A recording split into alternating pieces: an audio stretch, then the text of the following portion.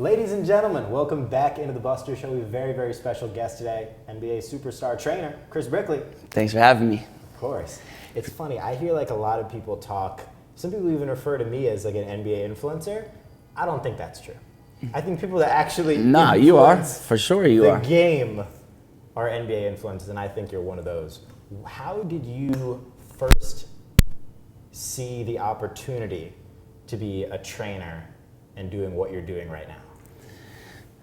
It's a good question. So at first, the opportunity, me not being a player, the way I thought, I was like, I'm gonna be a coach. That's gonna be how I'm gonna use the game of basketball. And I really loved it. I was all in. Did the assistant coaching thing, and then when I got to the Knicks, Phil Jackson was legit, like, player development. Like, I want plans. I want to know how you're gonna get them better and why, and started getting me to think outside the box. And then I just thought back the Coach Pitino days. He's a Hall of Fame coach, but he's a Hall of Fame player development guy too. He took it really serious. So I just kind of used what I learned throughout the years, and then social media helped as far as when it's like a sticky subject to say social media helped, but it did, because players at the end of the day, it's like the newspaper nowadays, and players go to it, and they want to see who players are working with. And because of Melo, CJ McCollum DM'd me one day, and after his like second season, and I asked him, what made you DM me? He's like, well, Melo trusted you. I wanted to see what your workouts are about. So, yeah, player development is it's taken me a long way so far. So I've asked a couple people this, and I'm curious, you kind of alluded to it there. Do you think social media is a good thing overall? It's a good thing and it's a bad thing. I guess it depends on how you take it. Right. If you want to just look at the negatives of it, it could drive you crazy all day and pick out the negative comments and be the, if you want to be the guy that's just like, everyone's picking on me. But you could also look at it in a positive way. You inspire. Look at how many people you're inspiring. Yeah. It's like there are a couple ways. Like, some people look at it as like, oh, here's like where I can push out exactly what I'm doing.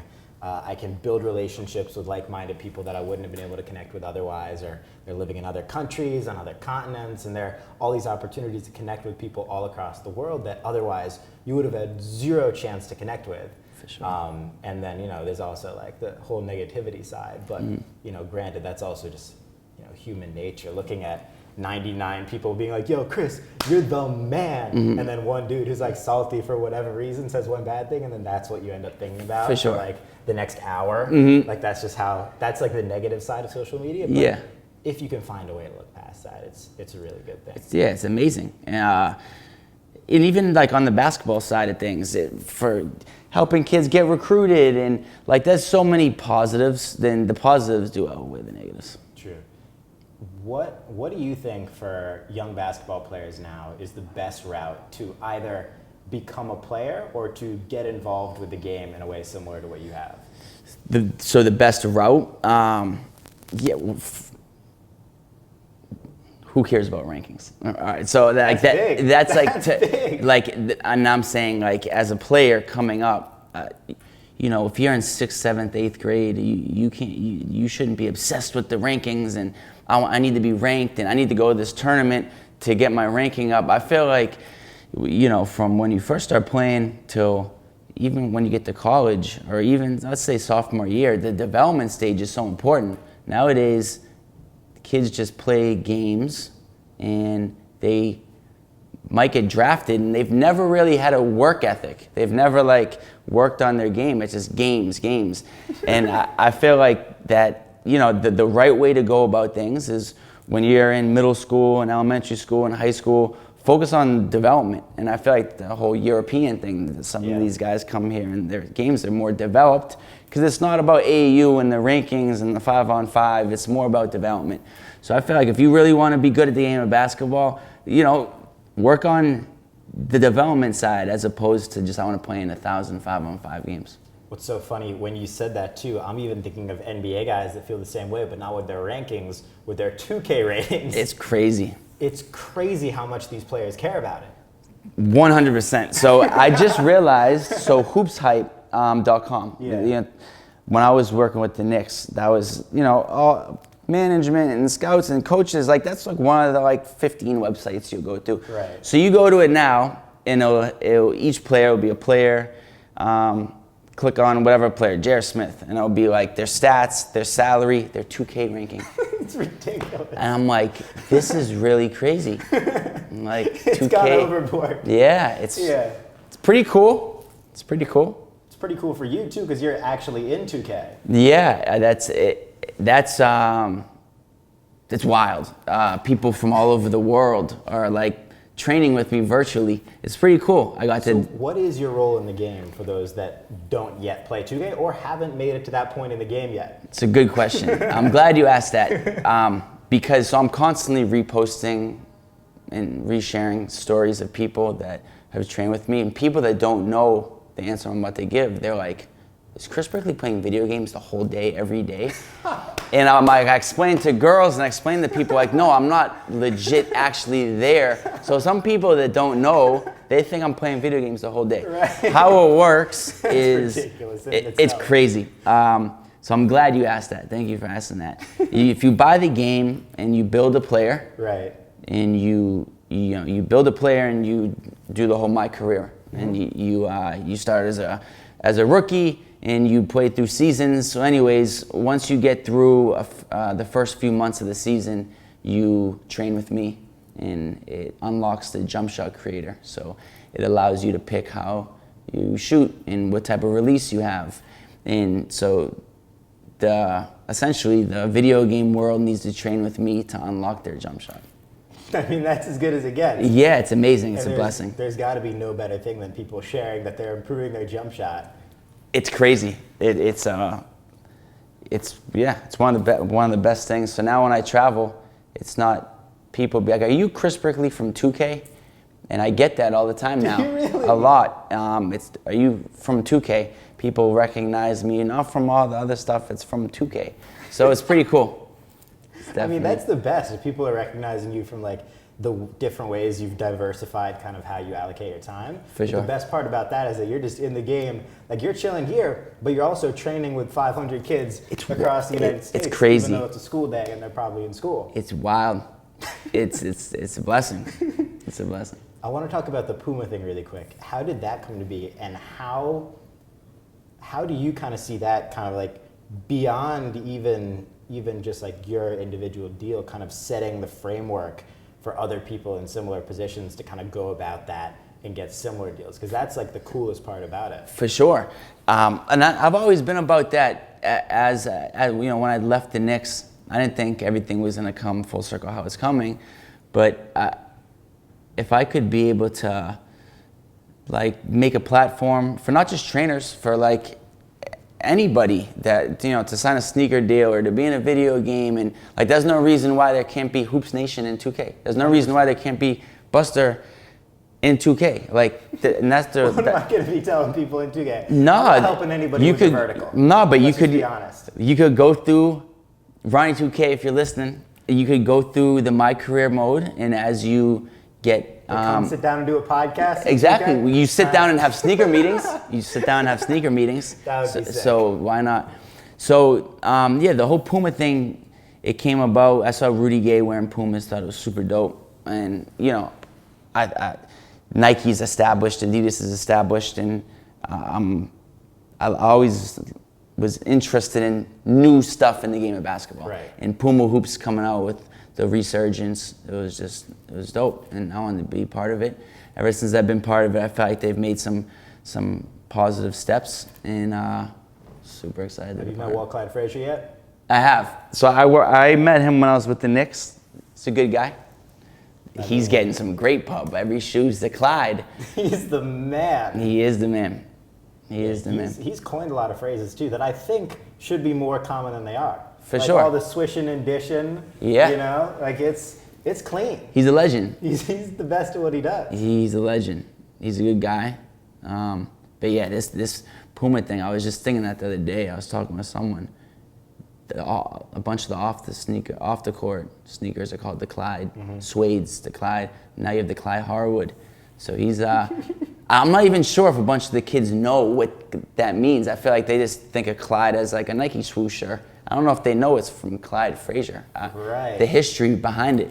So that's interesting. Yeah. I always would have assumed that people would know, but that makes sense since the only way you're going to know who Walt Clyde Frazier is, respectively, is if you're a Knicks fan. For sure. So I know you grew up in New Hampshire. I did. Does that make you a Celtics or a Knicks fan? Celtics. So by default. My roots is a Celtics fan. Gotcha. You know, me and my father used to go to the games.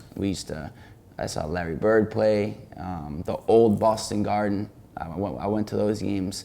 And then now it's the Knicks. I haven't been to a Celtic game in a while, but yeah. Respect. Yeah. So I know you trained with a lot of young guys. Cole Anthony, obviously. Who are some of the young guys that you're the most hopeful for, or you know what they're gonna do? Yeah. So right now, my relationship with Cole, it's become deeper than basketball. I work with Ella, his younger sister, who's a Division I prospect. I didn't know that. That's amazing. amazing. Yeah, I'm surprised that literally the whole family, generation down. Yes, and then his little brother Leo is like this little like baller. They're all hoopers. But yeah, Cole's gonna be special. I really think Cole's gonna be special, and all this hype that's coming with him, he doesn't let it get to his head.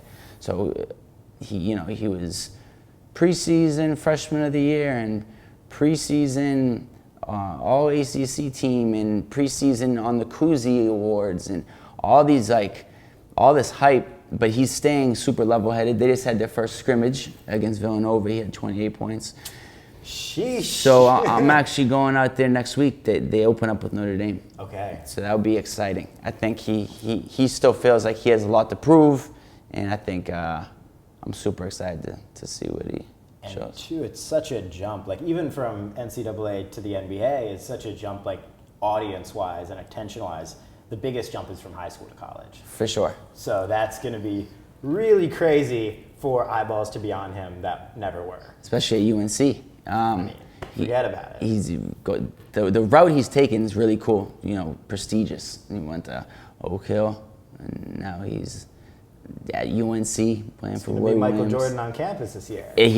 So I visited. He's going to be more Michael than Michael was. It's Michael wild. A couple years. He can't do anything on that campus. I went to Midnight Madness, and legit, it took us like an hour to get out the gym. Just students and little kids, and he is like a god on that campus. But he handles it the right way. That's amazing. Yeah. That's 99% of the battle, just like figuring out how do NBA guys keep their head level. Exactly. That's what distinguishes, the great ones, the ones that can last 7, 8, 9, 10 years in the league, and the ones that the rookie deal's done and they're done. Like at this level, right? You have your superstars, and then you have the guys that I call it the guys that get it, and you have the guys that don't get it. But like other than the superstars, everyone's like, they're all extremely talented. Right. Some of them get to the NBA level and they don't. They stop working, or they like everything that the game entails, and they forget you're here because you're a basketball player. You put the ball in the basket. Yeah, not because. And you hopefully help your team win. For sure. And so I think the guys that get it and figure it out, they have long careers, and the guys that don't, they go overseas. What are some differentiating factors that you've seen from NBA guys and just elite basketball players in general in practice that differentiate the like the X's from the Kevin Durant LeBrons? It's just the focus, just the level of focus, the level of professionalism. We have this thing, so without like, I'm not gonna give that guy's names, but there's certain guys in the summer, we call it it's like the 3-hour thing. I've never actually named it. So the guys that come in here and they'll be here for 3 hours. So is it morning or night? It doesn't matter, but they'll spend 3 hours in the gym. That's taking care of their body, their lift, them on the court, after, them stretching, whether they're watching film. They'll spend 3 hours in here a day. And I look back at the guys that spend 3 hours here every single day in the off season. Those are the guys that have those $100 million deals that they're about to sign. And then I think of the guys that spend like an hour, they'll be in and out. And those are the guys that are like struggling to like get that next deal or get in the rotation. And something Super about this direct 3 hour, yeah, it's like he's a 3 hour guy, he's an hour guy, and it's a big difference. Whoa. Yeah, and I just figured that out. Makes sense. Yeah, for sure. How do you try taking some of those elements from the elite guys to try to then cross that over into your life? Yeah, no, for 100%. That's a great question. CJ McCollum, the way Donovan Mitchell, the way they handle themselves, like the way they go about their craft. CJ signed a $100 million deal and then re-signed another $100 million deal, and he's the 3 hour guy. He comes in here and he's gonna get his stretch in, he's gonna get his workout in, and it has to be an hour. If I try and shortcut him and hit him with a 52-minute workout, he's gonna know. And after the workout, he's gonna get the recovery. And like Donovan's the same way. And certain players, the way they handle business, it inspires me to handle my life like that. So it's pretty dope. That makes sense. How much of the game do you think is mental, and how much of it is physical? I think it's a good question. A lot is, to get to the NBA, you need a certain skill set. But then once you get to the NBA, what you do with your free time and how you prioritize, that's like the mental part.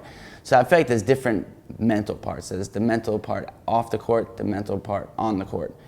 And it's huge. Which do you think is more important?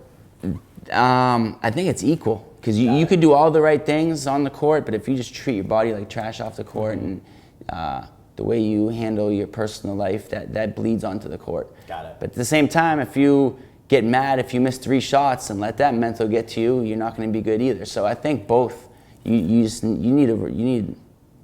brain needs to be working for everything else. That's one of my problems in pickup basketball. I missed 2 shots at the beginning. The rest of the game's over. Start overthinking? Then the next game starts. I hit my first 2 shots. I'm Kobe out there. Yeah. It's black and white. And the crazy thing is how you just explained it. That's how it is for some NBA players that haven't figured it out yet. That's so crazy. They go out there, and if they hit their first few shots, they're gonna have a good night. If they don't, they're not gonna have a good night. And the mental aspect is huge, man. And that's why, like, one of the most impressive guys, obviously, he has his own mentality coin, Mamba mentality. Yep. His final game, he went 0 for 6 to start the game, dropped 50 or 60 in his final game. Yeah. I just watched. It was just on NBA TV not that long ago, that game. Yeah. And 60 against Utah. It was that was his last game. Julius Randle was his teammate. D'Angelo was his teammate, and the way he went out, that's the Mamba mentality. Ricked shots at the beginning, and he's like, "I'm Kobe Bryant. I'm putting all these hours in." No, the Mamba mentality thing's so dope. Just what that represents. As of recent, I've read a lot on that, and he's such an inspiration. One of the guys that taught Kobe a lot of what he knows, Phil Jackson, who you spent some time with. For sure. What was the biggest thing you picked up from Phil? So, the biggest thing I picked up from Phil is just how to handle people. Like, not necessarily like, this is how you're supposed to shoot a jump shot, this is the right drill. It's that, like, NBA guys, they're human beings. So, one guy might have a complete different set of motivations or a complete different background, and you need to get him to be able to work with another player who has a complete different set of motivations and how they came up. And the way he just put people and brought people together using the game of basketball was amazing. But he did it on an individual level, and he taught me how to deal and work with people from all different types of. Look, he had Dennis Rodman playing with Steve Kerr, playing with Michael Jordan. Like, that's no easy task. And he talked about that a lot. And that's the triangle. Yeah, that's crazy the way he had those guys playing. And so he just motivated me on just how to deal with people. That's interesting. Which is huge. How did he handle how does he handle a personal relationship with 3 different guys like that? Or is it kind of helping them get to get together on their own? He spends a lot of time like meeting. He's big on that. Like so On meetings? On meetings, yep. So he would constantly be having the players in and out. You know, just trying to get in the same level, trying to figure them out, and that was his big thing. If a coach can figure out each player and like what makes them tick, what their goals are, then the coach can be successful. There's a lot of coaches out there that they don't know why this player is even playing basketball. They don't know what pisses this player off. They don't. Once you get that personal relationship, it makes coaching a lot easier. And I think that was like his thing. And I can tell that's something you carry over into training. For sure, it's huge. If you don't know the player or the player that you can't. It's over with. Yeah, you can conduct a few workouts, but is it really gonna like? Is the player gonna be thinking about that when they go home, or is the player gonna be? You need that personal relationship to develop a player. What are some intangibles in professional basketball that people don't necessarily think of? Like I'm thinking of like the stuff like watching film and like ice baths. Like what are some random intangibles that basketball fans don't know about but are key that every player does? Recovery. The recovery things become such a, and there's so many different types of recovery stuff now. There's there's a chamber thing where you're standing in like negative 200 degrees. That's the nitrogen gas cryo chamber? Yep, they have that, and they have all these like. Have you ever done that before? I have. So CJ brings me all the time. It's really cool. You feel so good after. Yeah. It's 3 minutes. Like you standing there like pretty much naked, which is a little weird, but yeah. But you feel it takes all the the swelling out, so the young players that get on that recovery stuff early on in their careers, they just last longer. They're more crisp throughout the season. Once February comes around, they don't have aches and pains that some of the guys that don't take their bodies serious do. So I think the recovery thing's huge. How much film do you watch for your guys? A ton. I try and watch every possession. Every possession. How much? Every possession of they have the ball. Yeah. Is there any way for you to slice that down? Yeah, there's different Synergy and Clip Pro and stuff. And so I watch the games, but if I can't catch every game, so you can just type in the player and just see every single time that they touch the ball during the game, and then I need that for my fantasy basketball team. I know, right? That's not a bad tip. Yeah, no, it's awesome. And so as you do that, and the season keeps progressing, the player's like, oh, he really is invested in me. He cares about me. And that helps the relationship. So then what kind of notes can you give a player after a game, after watching his possessions? Is it like small tactical things or kind of higher level? Yeah, so I guess each player is different. Some guys, they don't want to, you can have a conversation if you know what the player just dealt with. Like, well, man, you were getting doubled on every time you came off a pick and roll today, you were getting doubled. That must have sucked. Or, on your 3 threes that you had, they were coming from bad passes. Right. The fans don't know that. So like little stuff, it just makes the conversation easier. And then I'm there if they want to talk about anything. Right. So that's really what it is. That makes sense. Out of every tattoo that you've gotten, which is the most meaningful? The most meaningful. I just saw like a bear peeking out, and I was like, yeah.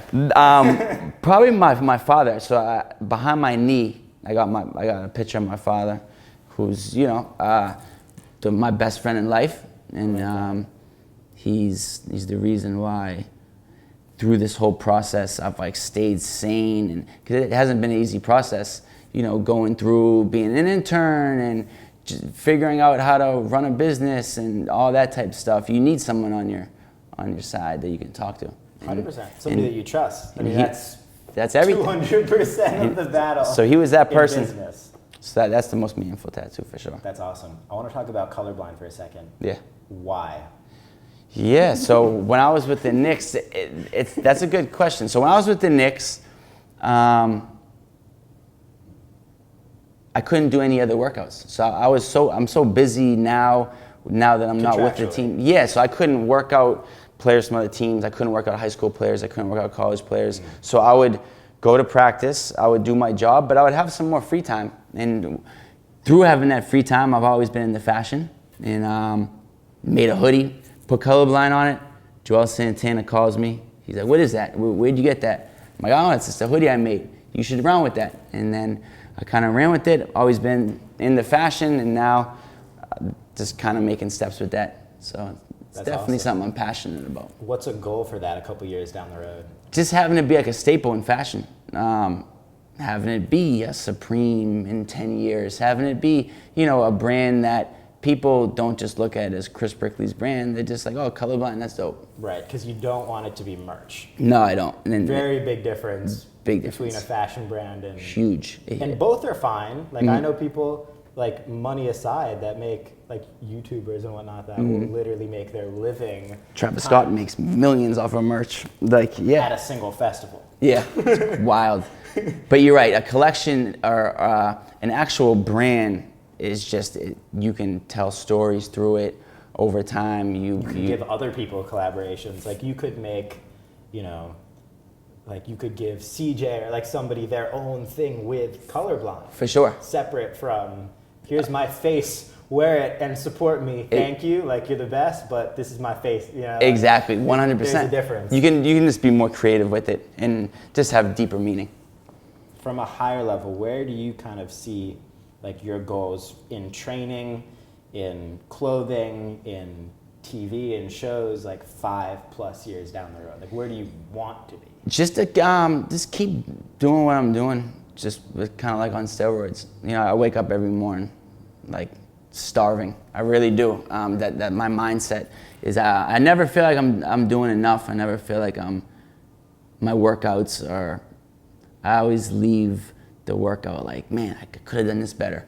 So I'm really tough on myself. Do you think that's a good thing or a bad thing, honestly? It can be a good thing and it can be a bad thing. Right. It can drive you crazy. Yeah. If you let it. But also, I think it's what makes successful people successful. 100%. They don't. I don't get comfortable. I try. So I think just doing what I'm doing and just more efficiently. That's just my goal. And in 20 years, I wanna. How we just spoke about, man, Cole Anthony. I can't wait for his first game. That's gonna be some other kid that I build a relationship with, that I can help change his life and inspire. And that's just the goal. Just keep him pushing. Yeah, you want to optimize. For sure. That's like the short answer. It's like, yeah, everything I'm doing, I just want to do it on steroids without the steroids. For sure. Exactly. Exactly. Which I feel exactly the same way. And it's interesting too, hearing from a bunch of different people, like everyone that has done anything is as hard on themselves, like that just no matter what they do, no matter what success they have, it's like, okay, what's next? But also at the same point, like what's super cool and healthy is when people can sit back and be like, you know what? Like I'm happy with this too. Yes. But I'm not happy. Yes. And I'm glad you said that, because that's gratitude. I've learned to sometimes just sit down and not have the notebook near me and just like be like, man, this is dope. Are you a big notebook guy? Huge. I go through notebooks monthly. My thing is if I don't write it down, it's not gonna happen. And then on the other end, if I write it down, it's going to happen.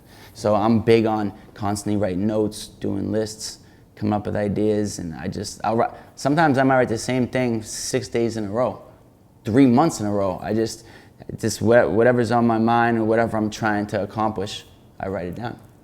I've noticed that too, because I think when you write things on your phone, or like even in text, and that's like a start, but you need, because people are like, you might have an idea, and it could be the best idea ever, but 5 minutes from now, you're thinking about the next idea. For sure. So unless that's down, or the idea of having a team is to like outsource those things and optimize through other people and allow them to take control with like your higher level thoughts and whatnot, or just like the overall idea, and then helping find the right people through your network of who to use and utilize for different opportunities. Which you've done a great job of. I appreciate that. But being able to really do that, and one thing that I've kind of realized, and I used to like write things in a notebook, and what I realized is the best for me is writing things on sticky notes and then just slapping them over the wall. Oh, that's cool. So if you go into like my apartment now, it's like every night I'll write down what I didn't do today. Okay.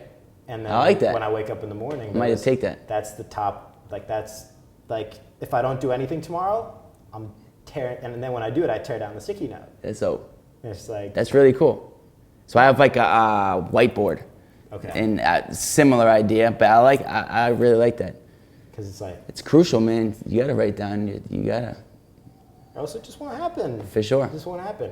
I think calendars on like iOS devices or whatever device you use are super useful as well. Yes, for sure.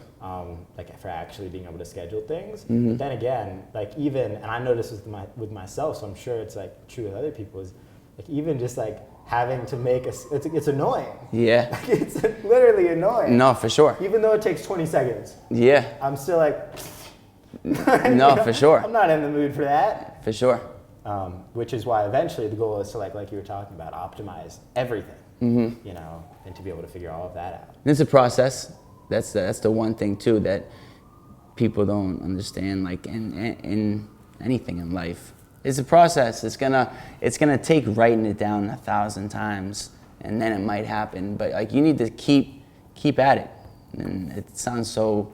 Everyone says, you know, keep going, but it's the truth. Just keep grinding. Yeah, I think like too, you know, and I've heard a couple people say somewhat similar things, but like people should celebrate like others' failures more in like the nicest way possible, because that means like you're trying.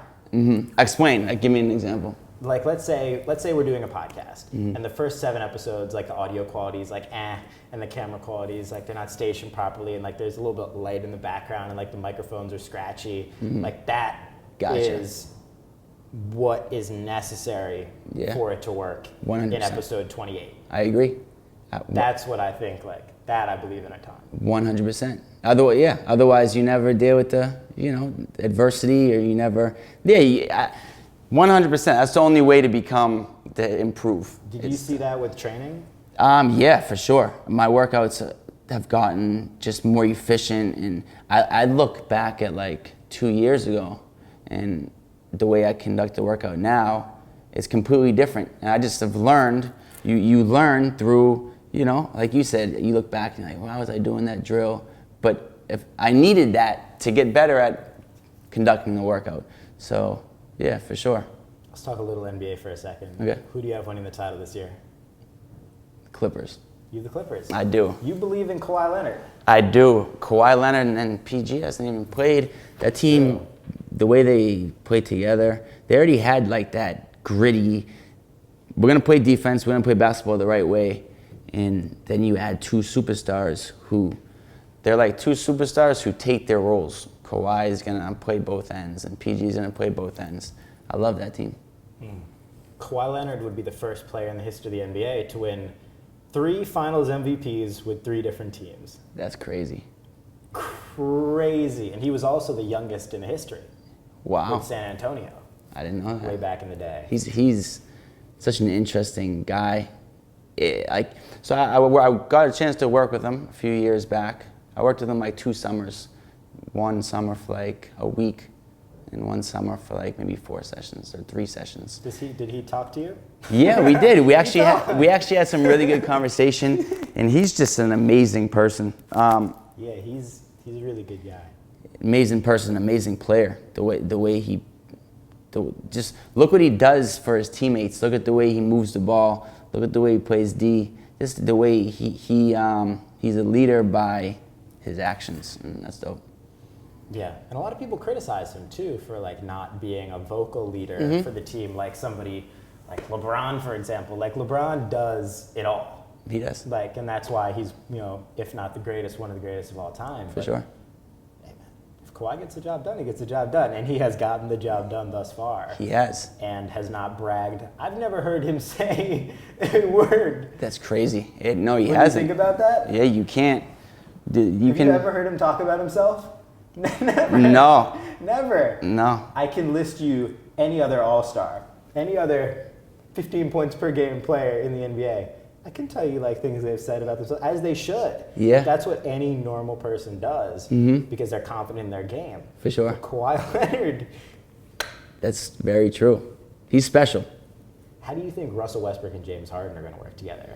I think it's so far it's looking good. It's looking good. I think Russ, you know, let's rewind back when Russ was when James was like the rookie, and Russ was he was like James would look up to Russ when he first got in the league.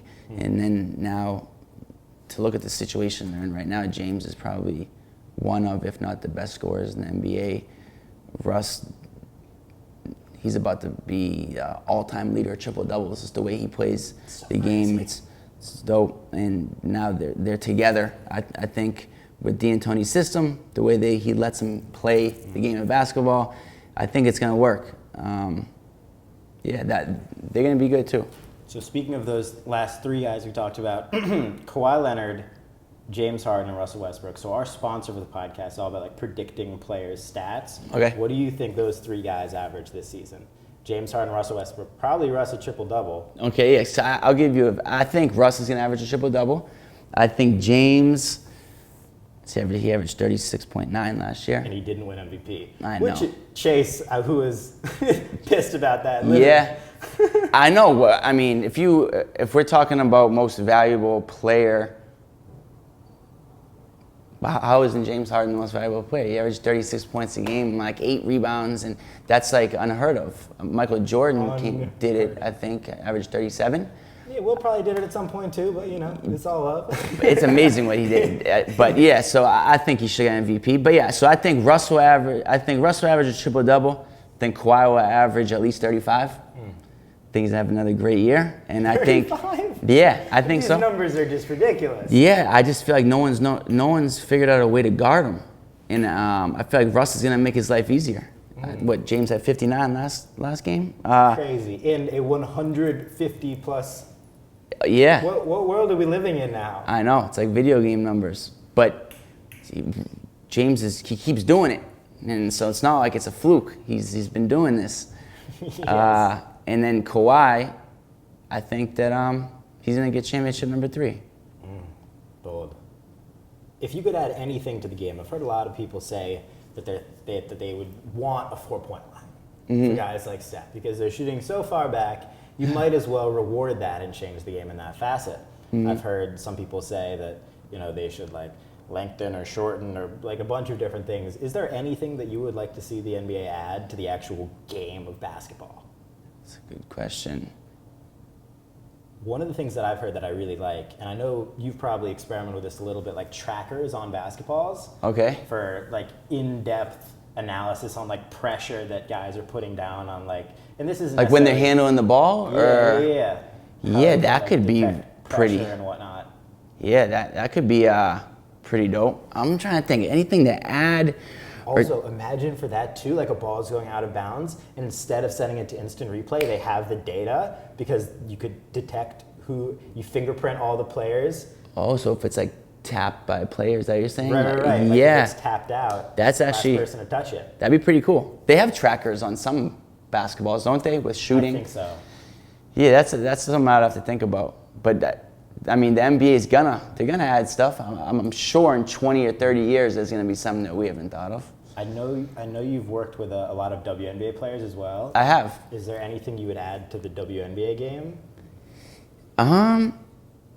No. To talk about the WNBA, I feel like they just had their best season. I feel agree. like put it on social media, and the WNBA was like really talked about this year. They had a huge all-star in Vegas. Yeah, I thought that was dope. The girl undrafted got an MVP at the All-Star game. So there's been some cool storylines. And I think the NBA players have done a good job of supporting the WNBA. For sure. I can't think of a superstar on the West Coast that didn't show up to at least one playoff game. Yeah. So I think the WNBA is going in a good direction. I want Breanna Stewart to get back out there. Yeah. She's such a good person and MVP. She was MVP last time she played a season. So I'm excited for her to get out there. Pretty cool. What else are you most looking forward to in the next year? What is Chris Brickley excited about? What am I most excited about? Just consistency and just maintaining. Just consistency. Yeah. Just keep building, get some more grassroots kids and build those relationships. And as a few NBA guys that I haven't worked with that I want to get a chance to work with. And I guess just consistency. Just keep doing, like you said, just keep optimizing. It's a good message. 3 recommendations about anything, whether it be a book somebody should read, a movie somebody should watch, a restaurant they should go to, an activity that they should try. 3 recommendations. I got 3 recommendations. Literally anything. All right. Workout. These Huge. are 3 things. Huge. It changes. Add that to your life. If you don't work out consistently, then it really will change. It'll allow you to think clear. You'll be more positive. It's just a healthy thing to do. So A, working out. B, drink water. I just recently got into this thing where I'm drinking like a gallon of water a day, and I wake up just like that. I just feel really good. That's number 2. Number 3. It feels good. Drink a gallon of water. It's true. Number 3 is just definitely water over soda. That's sure. That's for sure. For sure. I want this number 3 to be something. Let's see. If I had to recommend something to all aspiring trainers, that it's going to be a slow grind. I get DMs all the time. They're like, I'm in year 1 or I'm in year 2 of working out players or being a trainer, and like I haven't started making money yet, or I haven't gotten an NBA player yet, or I didn't get an NBA player for the first few years I started doing workouts. I didn't make any money for the first 5 years I started doing workouts. And all of this stuff has been like 8 years later, 10 years later. So just 10,000 hours. For sure. So just to everyone that's trying to be a trainer, just understand that it's going to be a grind, and just enjoy it. If you truly love the game, you shouldn't be thinking about, I don't have an NBA guy. Every day you should be excited about that next workout. And I feel like that's going to help you build something special. That's big. I agree with all of them. I most agree with the working out part. Yeah. That is. You work out? I just started like a year ago, every day. And how do you feel like it's changed your Amazing. outlook? Every morning, either at 7 a.m. I go downtown and do this workout class called Switch. My friend Ethan is a trainer there, and it's just a 20 station, 2-minute interval, different, like you feel dead at the end, but that's the best feeling ever. For sure. And then the rest of the day you're fueled, instead of waking up at 10 a.m. and then like going and getting breakfast and then having like the food coma hit you. Yep. Like you're just in a vibe. And I used to do that, not realizing it, through playing basketball a ton. Yep. But actually doing a lot of cardio. Like I've heard a bunch of people say, like when you do cardio, it's the best way not to care about anything. Is to do 2 hours of hard cardio. That's true. Like you have no worries in the world. You could be in the worst position ever. Yep. You do 2 hours of cardio, you don't care what anybody says to you. It's like a high. It's like a mental. It's like it's the best feeling in the world.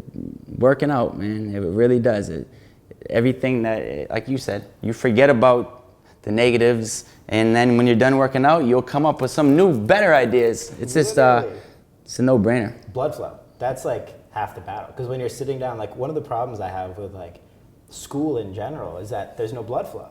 Like you're sitting down, especially, so it's like 2 things. This is why I'm like totally, like I love the idea of school. I hate the actual like output of school because you're sitting down and you're, for the most part, like regardless of whatever subject you're into, you're learning about subjects that you're not into for the most part. And then you're kept still all day. So you have no blood flow. And you're learning about something you don't like. What do you think's gonna happen? For you're sure. not gonna take anything in. It's a good point. And you're keeping them there. Whereas in like, let's say you're putting somebody in like something that they're passionate about, and they're working out right before that. You already know what's gonna happen. For sure. They're gonna crush it. Yeah. Regardless of whatever it is. No doubt. So I'm a big believer in that. And I think too, like it's not like working out is dead, because a lot of the excuses people have is time. And I agree, like time is everything, which is why like the best products in the world just save you time. But at the same time, it's worth it getting up an hour, half an hour. It is. You just like work out for 10 minutes, like just blood flow. For sure. So to go on that, my workouts, I work out 30 minutes some days. Some days I work out 20 minutes, but I make sure I get a sweat. To me, if I get that sweat, then that's a workout. What does your personal workout look like? I go to the gym by myself, and I'll just shoot around. I'll do the different pattern things. Like I'll make 3 from 5 spots, or some days I'll go off the dribble. I'll just go back to my childhood, or it's some stuff that I'm trying to implement in the workout, and I'll do them by myself. And so I get a sweat on the court by myself, and then I'll do some abs, do a little lift, and that's really my workout. Gotcha. Headphones, no headphones? Music is loud, but it's on the speakers. What are you listening to? Whatever's. I don't even want to say what's lit in the time, because I like some. I've been listening to Tupac lately, Nice. so I guess it just changes by the week. Gotcha. Yeah. Are you a Spotify, SoundCloud, Apple Music? Apple Music. You're an Apple Music guy? I am. Gotcha. I am. It'd be funny to see somebody like chart out like the different types of people that listen. Yeah, 'Cause for I'm a SoundCloud guy because I like remixes. Oh, okay. I listen to, and like most, I don't like artist done remixes. I like these kids that will literally just go ham in like these audio platforms. That's cool. And just like switch dubstep on like hip hop songs, like Yeah. random stuff. But I definitely hear that. So you're a speakers guy, and one of the things I think we're working out about too is like you can also optimize that time. Like you can like listen to podcasts. Like I'm sure a bunch of people that are literally listening to this right now are working out, and they're like, "Ha, gotcha." For sure. No, as motivation, 100%. I'm actually sometimes I won't do the basketball workout, and I'll ride the bike, I'll do elliptical or something like that. And when I'm doing those, I'm more likely to listen to a motivational podcast. So yeah. That's good. If you could have dinner with 3 people alive, who would they be and why? Dinner with 3 people. Okay, number 1, I might mess this name up. But she's so intriguing to me. She's like that new pop Billie Eilish. The fact that she's gotten on the scene as fast as she has, and like You know how old she is too, right? she's like 16. She's like 17 years old. And she has like 50 million followers, and the way she like has her fashion and the reason why she dresses like that. I don't know if you've seen much about her story. It's like she's really smart, and she has like a cult following. I would love to just sit down and just be like, and they say she writes her own music, like With her brother, yeah. So, and then she has like the people running around in the circles and in the shows. Super inspirational. I'd like to sit down with her. 2 other people I'd like to sit down with. Michael Jordan. I've never got a chance to meet Michael Jordan. I would love to just sit down and just ask him a bunch of questions. What would you ask Mike? I would probably ask him questions about Phil. So I know Phil so well. Gotcha. And so we could like interesting. kind of like joke and Have be you on the asked Phil same. about Mike? I have. Got it. I have. We've had some cool conversations about that. 3rd person that I would like to sit down with, and I would have to say, it's a good question. For me, it's always, I just want to talk basketball with Obama. Okay. That's number 1. Okay. Like that is the highest, like I don't care about politics, like I don't care about any of that. I Yep. just want to talk sports with Obama. That's one of mine. Okay. Probably like growing up a huge baseball fan, Derek Jeter's on there. I've never met the guy. Okay. And then the 3rd one's tricky because you've got all these legends that you don't want to exclude. I mean, I'd probably put, like I've gotten to spend a little bit of time, and I've actually had like some cool basketball conversations with him, but I'd put Travis on there. Yeah. That He's would be my 3rd. super creative, I think, inspirational. like, too, one of the interesting things to think about with like your 4-person dinner is like, what's the dynamic going to be between Michael Jordan and Billie Eilish? I know.